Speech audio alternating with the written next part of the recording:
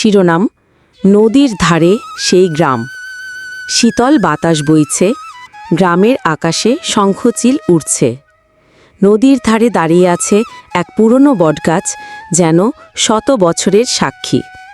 এখানে মানুষ এখনও ভোরে উঠে গরু ছাগল চড়ায়, আর বিকেলে নদীর পাড়ে বসে গান গায়। এই গ্রামের নাম সোনারপুর। গ্রামের মাঝখান দিয়ে বয়ে গেছে একটি কাঁচা রাস্তা, দুপাশে সবুজ ধানের ক্ষেত। মাঠে লাল নীল পাখির ডাক শোনা যায়। সকাল হলে সবাই মিলে পুকুরে নামাজের জন্য পানি আনে। দুপুরে মহিলারা উঠোনে চাল কুটে রাখে, আর শিশুরা খেলে গাছতলায়। গ্রামের সবচেয়ে বয়োজ্যেষ্ঠ মানুষ দাদু রহিম প্রায়ই গল্প শোনান, কিভাবে এই গ্রামে আগে নৌকায় করে বাজারে যেত, কিভাবে বর্ষায় পুরো গ্রাম যেন পানির দ্বীপ হয়ে যেত।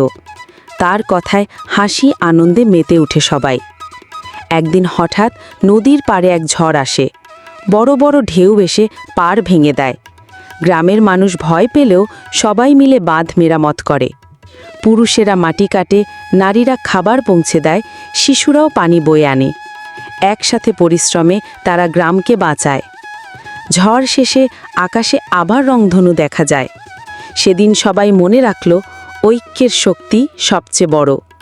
সোনারপুরের মানুষ জানল, যত ঝড়ই আসুক, তারা একসাথে থাকলে তাদের গ্রাম কখনো হারাবে না।